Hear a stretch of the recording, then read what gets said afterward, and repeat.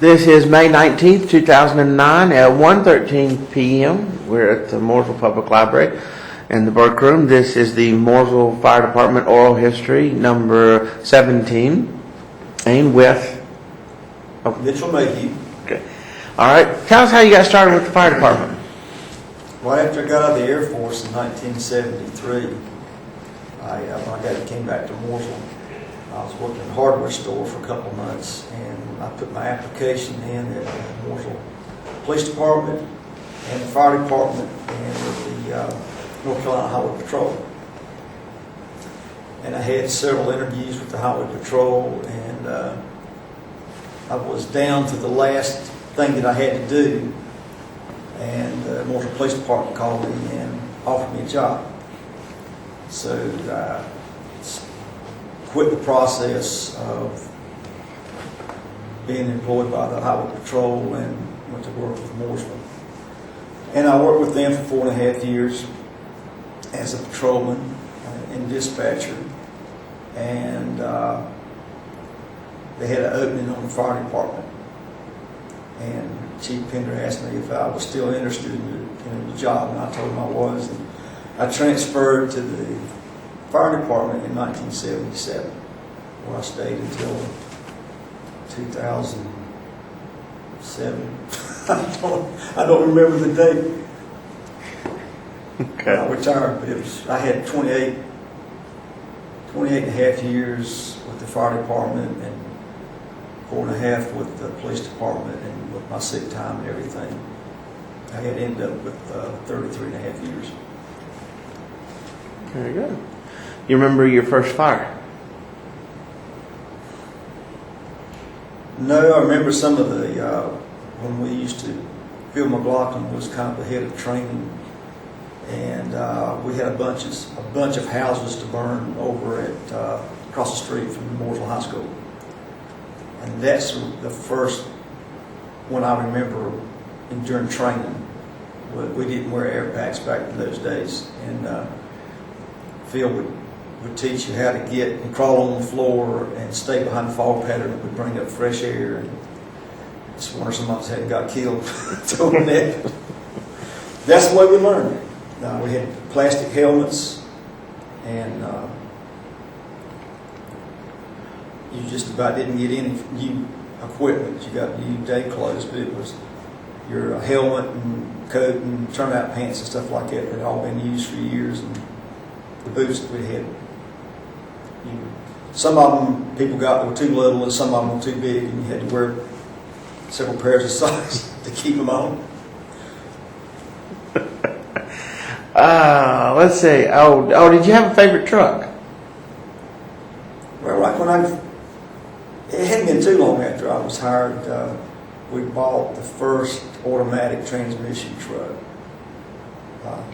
It was a Ford, and it was yellow instead of red like the other ones. But we had, when I first started, Phil taught you to drive every truck that was in the station, which went all the way from the 21 to France, all the way up through, let's see, we had a 38 and a 51 engine, and I think there was a couple that had bought in the 60s. But all of them had straight drive except for the brand new one. And we ended up sending the 51 model to Guatemala. We came up and got it, and they set it down there for his fire equipment. But all of them ran pretty good, except they were, you had your favorite truck. Some of them you didn't like to drive, but we were running the ambulance service at the time too. So one shift you were on ambulance service, and the next shift you were on fire duty. But when things got busy, you ended up most of the time working ambulance duty just about all the time. We didn't have that many fire calls. Yeah. But we did have a few. You remember your most memorable fire? I guess it was, I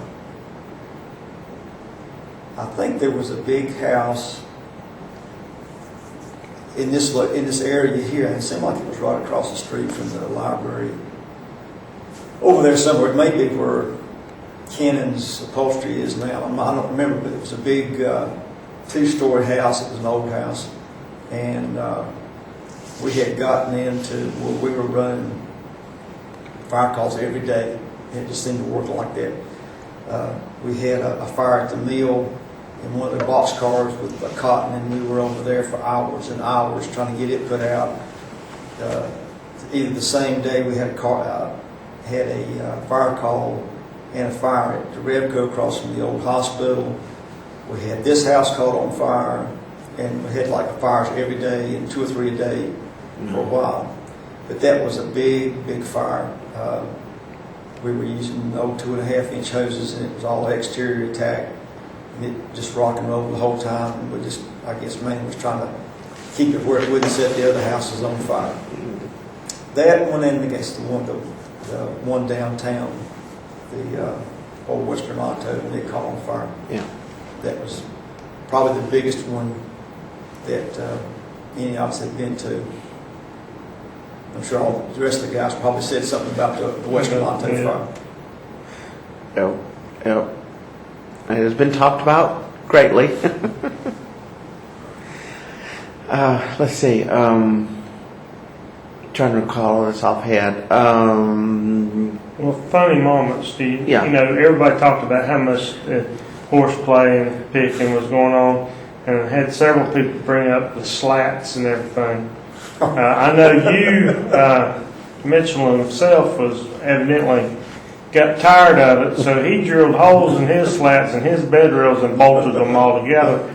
Because when I moved to the fire department, that was the bed I had. I couldn't remember. I was like, "What is all these holes from?" And they said, "That's one Mitchell had. He bolted his together so nobody mess with his bed anymore." Yeah, they would take the slats out, and you'd be asleep, and somebody would come in and lay down in the bed, and they'd fall right on the floor. Some of the guys, I think Mitchell Bryant just stayed in his, he just slept on the floor. Some of them would put aluminum drink cans, holding them up.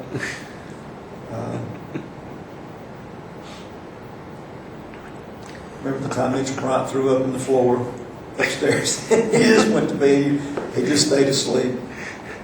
That was a pretty good story. I'll tell every once in a while. Me and Denny Nance worked together a lot. All over the years, we probably spent more time on the same shift as anybody. Back when we ran the ambulance service, we had a lot of funny calls, a lot of crazy things were happening. But we had a call out on, I think it was Bailey Road, and somebody out there had been having a big party, and evidently everybody out there was drunk.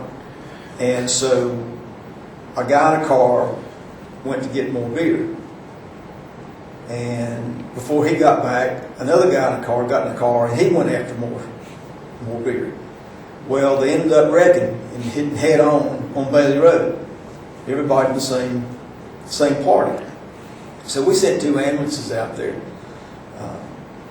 Denny was in the first ambulance, and he got the first guy, and we got the other guy out, and we were almost right behind each other, headed to the hospital with red lights and siren.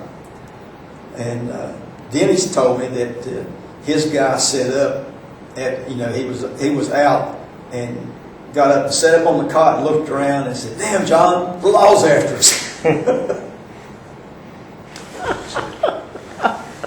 So that was a good story. I tell that one every once in a while.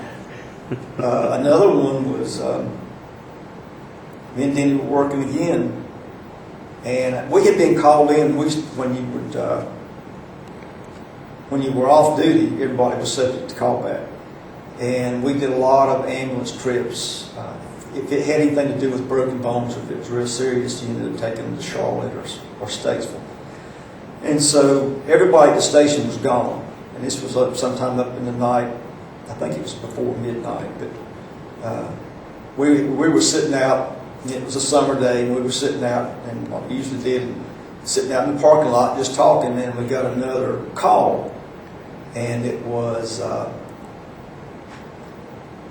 an ambulance call first. It was a wreck in front of the Whataburger, And so we got in the ambulance and started that way, and we got a call about halfway that the car was on fire. So we turned the ambulance around, went back to the fire station. We figured it was better. They said that people were out of the car, and so we had the car on fire. So we went back and got the fire truck and took it back, put the fire out, and then went back and got the ambulance and came back and got the people. But there was a lot of crazy things like that. But you get called 2 or 3 o'clock in the morning to come in and stand by where we had an ambulance. So the worst one I can remember was the boat wreck that was out on the lake. I don't remember exactly which. It may be one out Stutz Road, I'm not sure. But anyway, we had called that the one boat had run over top of another one. And we took an ambulance out there, and when we got there, both boats were at the dock, and one boat had gone over top of the other boat. And when we got there, there was one girl that was laying in the bottom of the boat. She was dead. It looked like the boat ring in the front of the boat had hit her in the side of the head. And all of them had suntan lotion on them.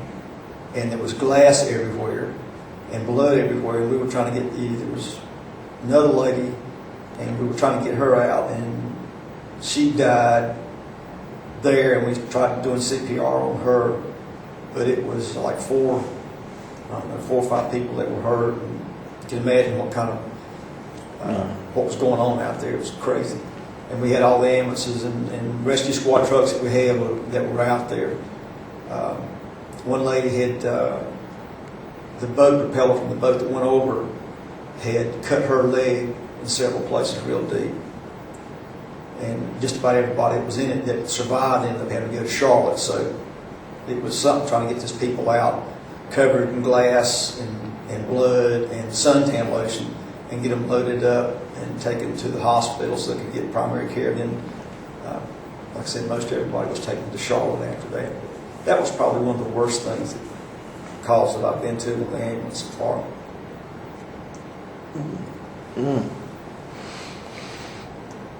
I did have one that was bad, but it was a little bit funny too.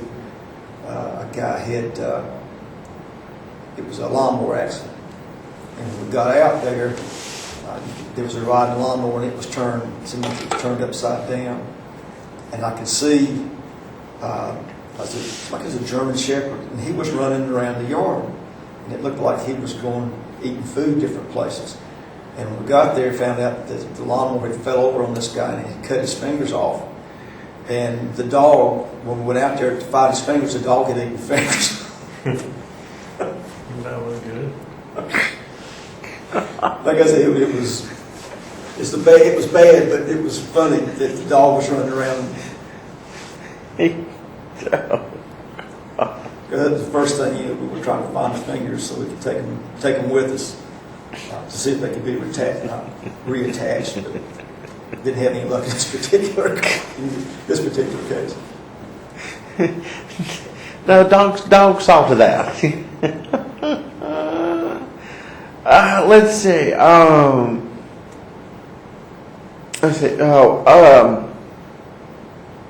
Would you do all this over? Would you do it again? Oh yeah. We had a lot of times where you didn't get to sleep at all, and but it was all you had friends, and you were different than most friends were because you knew your life depended on the people that you worked with. Yeah. And so friendships were different than the regular civilian. Regular civilians that didn't do that type of work. It really didn't have to depend on each other for. It could have been a life-threatening moment that you had to depend on the guys you worked with, and they depended on you. And there's just a lot of friendships that you made in the department. Now the department's so big that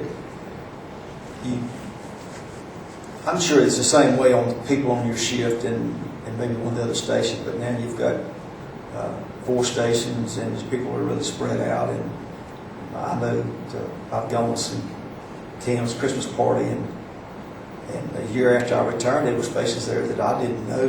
And every year it's more and more people that I hadn't ever seen before. Oh yeah. It is getting big. And it makes the job different. It did for me. When I got ready to retire, Chief Nance had talked to me, and he said, "You'll know when it's time to retire, because one morning you'll get up and you'll say, I just don't want to do this anymore." And it's literally the way it happened. We were doing a lot of work just before I retired. We had, it was after 9/11, and my shift was working that day that happened, and we had got back to the fire department just in time to see the second airplane hit. But it seemed like after that, a lot of things changed, even around the fire department. A lot of the WMD money was available, and I spent a lot of time trying to get our hazmat team started and get the equipment for it. And I ended up giving that over to Kim when I retired. And it was a big job. I spent a lot of time sitting at the desk on the computer doing stuff. Probably should have been out with my shift doing things, but just a lot of stuff to do and not enough hours during the day to do it. But I think that was, for me, was a lot of things changed that day. Yeah. What did you love about your job? What made it worthwhile coming in every day? You never knew what you were going to do when you got to work. You may have the shift completely planned, things that you were wanting to do, and when you got there, you didn't get anything out of that. And that's what I enjoyed. It never was boring. But I think that's what I like today. I might have done when I know when I go to work that I can pretty much plan what's going to happen during the day. I guess after the years you get to where that's not as much fun or attracting as it used to be. But that was me. It's like going fishing at Cape Hatteras. You threw out in the water, you just never knew what you were going to catch. That's right. Let's see. Oh, okay. When the fire department looks back on this 100 years from now, and they're going over these interviews and everything, what do you want them to know or remember or hold on to that made the Mooresville Fire Department the Mooresville Fire Department, that made it such a special place? I don't know, because their perception of the fire department is going to be completely different from what mine is. They won't be able to understand the things that we had to go through to get what we do now. We started out with engines that were years and years and years old, and had regulation on fire trucks where it's got to pass certain standards now, or you can't use it. But in those days, I don't think there was. You just used what you had, and when you got to a scene, you just did the best you had, the best you could with what you had to work with, which is a lot of times you had to be really inventive to do the things we needed to do. They won't know that because I guess the new guys, when they come in now, it's just completely different. The training that the guys have now, I know when I was there, after they got through their fire department training, they knew a whole lot more about firefighting than we did, because we didn't have very much training. We went and burned houses and did what you could do during the day, but we didn't have fire schools that you could go to. And the first structured firefighter 1 and firefighter 2 that we went through, the classes that we did, I want to say this, the goals that you had to meet to do that, the guys that were coming in now, the same type of training, but they're going to know a whole lot more about the instructors, I guess is what I'm trying to say, are a lot more inept than the ones that we had. Sometimes I thought we were just kind of going through the motions just to be able to take the test, just to say that we were firefighter 1 and 2 certified. But that's not true now. These guys really have to do a lot of work to do that. And I think they're a lot more prepared to fight fires than probably we were as far as the training and knowing what to do. Cool. I see. I haven't forgotten anything, have I?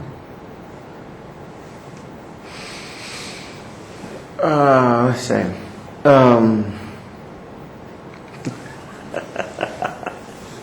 That's you, Stump. Yeah, got me. Just talking too fast on this. That's it. Thinking out fast. It's a lot different. It says something about getting some of the guys together. It's kind of hard a lot of times to think of stories, but when you get 2 or 3 other guys and they start talking, then you remember things. Well, it throws us off. We ask so many questions. We get the questions asked, but you answering them so quick, and it makes us feel like we're forgetting something. Yeah, that's it. Yeah. See, I cheated, really. They called me and told me. Let's. I miss the guys. I miss. Yeah. I don't miss the work, and I don't miss being out trying to get out Plaza Drive in an emergency. You can't get through. But a lot of times I do. In my sewing machine shop on Church Street, I can hear the engines when they go out, and a lot of times I wonder, where they're going, what they're going to do, what's going on. I don't miss the job. It's like Chief Dan said, it just got to that point where it was time to retire. And I'm glad I did. We've had a lot of people that had to go out and had a lot of health problems and stuff. And I was just fortunate enough to be healthy, when I retired, and was still able to do the job. But the physical requirements of firefighting today were tested so many times. It was clear to me the last time that I did the firefighter challenge thing that it was time for me to go, because it was really, really hard on me, and I could tell from year to year that I was trying to be prepared, but body just said, I don't know if I want to do this anymore. and that's the way it ought to be. If you can't do the physical requirements of the job, it's time to move on. Yeah, it is physical. Yeah. And we did none of that when I was young in the department. We never did any kind of physical activity that I can think of. At one point, we were trying to start doing some calisthenics and stuff, and Chief Pete Pender was there, and he was trying to do it with us and ended up having a heart attack. And we always blamed it on the calisthenics that they were doing in the morning. We were doing stuff like stepping up from the floor to the back of the fire truck, up and down. Didn't have any equipment. When Mitchell Bryant came to work, we had a weightlifting bench that we got and we put back in our lounge. But if you've never been in there and saw where we lived at, everything was really cramped. And I remember days you could do anything. You sit down and waited on calls to come in, and played cards and watched television and checkers and whatever to pass the time. The ambulance kept us busy a lot of days, but there were days you just didn't do anything. Yeah. First day Mitchell Bryant came to work, he came to work on our shift, and that's how he got the name Roscoe. My name was Mitchell already, and so we couldn't have two Mitchells. And when that was at the time when Roscoe P. Coltrane was the Dukes of Hazzard, and so we were watching that, so we named him Roscoe. And his first night we slept upstairs across from the old courtroom, and there was you had the key to get in, because if you didn't, people would just walk into the bedroom, and he didn't get a key. He was up watching television, everybody else had gone to bed, and he didn't know how to get upstairs and get to the bedroom, and he didn't want to wake us up, so he ended up spending his first night sleeping in the back of one of the fire trucks.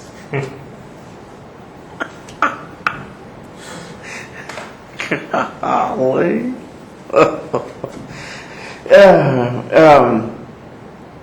Yeah, everybody talked about the camaraderie that used to be between the police and the fire when everybody was right there in the town hall and knew what was going on. And See, we were till a certain point, we were all we were police officers too. mm-hmm. And when I transferred to the fire department, you even had everybody had a off-duty pistol, and that was back during when we were having a lot of the racial riots and stuff. And they had a small riot downtown. I guess that was in the early 70s. It was after 73. But that was some of them were carrying shotguns and stuff in fire trucks, and Yeah. they were, I guess, more special policemen. I don't remember the term now that they used for us, but we used to have to go qualify with pistols and stuff, and then they got rid of all that. But, Yeah, Mooresville, I think, was pretty lucky during that time. We didn't have quite as many riots and outbreaks as around us did, but still, that was a part of the life that, yeah, like the 150 traffic is today for the group today. That was a part that had to deal with. I mean, shotguns and. I was.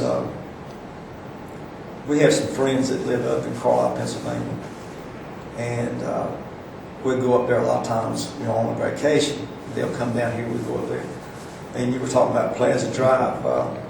There was a place that our friends would take us to. It was kind of like a Linville Gorge type thing. And we were hiking up to the side of this mountain, up a path, and there's people already sitting up there. And I told Mark on the way up there that I said, this reminds me of Linville Gorge. And so we got to the tour, we were going to sit down, and a lady said, that was sitting close to me, she said, did I hear you say Linville Gorge? I said, yeah, I'm from Mooresville, North Carolina. She said, I know where that's at. And she said, I was one of the engineers that helped plan the 4 lanes on Plaza Drive, or Highway 150. And I'm thinking, how strange is that to meet somebody on the side of a mountain that had been to Mooresville and had worked making that a 4 lane. Oh yeah. Oh, if she could see it now. I asked her why they stopped when they did. She said they just ran out of money. Oh, I tell you. That was a big deal, though. That just used to be just all 2-lane roads, and there was nothing out there but farms. And I can remember when we first got our first fast food place, the Hardee's, that was on Main Street, which is the Trackside Restaurant now, but that was it. That was it. When you worked third shift on the police department at night, if you got hungry, there was nowhere to go get anything to eat because everything was closed. And I met Don, his last name's Irvin, the other day. He used to sell sandwiches and stuff at Burlington Meals for the people that worked on second shift. And everything that he had left over, he would bring to the police department and give us, egg salad sandwiches, hot dogs. Yeah, Bobby talked about that. Yeah. I just talked to him the other night. We were working a funeral, and he came in, was visiting the family, and me and him were talking about the old days when he would bring stuff. He kept us fed. Yeah. We also heard that the police used to put other things in the sandwiches for y'all. Somebody made some X-Lax brownies one time, and they were meant for one person, but somebody else got into them first, and they ended up having to go home sick. Yeah, we used to pull pranks on each other all the time. Don Whitlow worked in the records office, and Don was always, you could go behind him in Gucci and he would holler, you know. And I fixed up an envelope with a rubber band and some paper clips. When he opened the envelope up, it would make a loud noise. And so when he came in that morning, I was just waiting for him to come in, you know. And I was in the records office with him, and I got caught between him and the wall and that envelope. And when he opened it up, he was all over me trying to get out of there. I think I ended up on the worst end of that deal. We used to have a horn that went off upstairs at 12 o'clock every day. And the people downtown thought that it was regulated by a clock.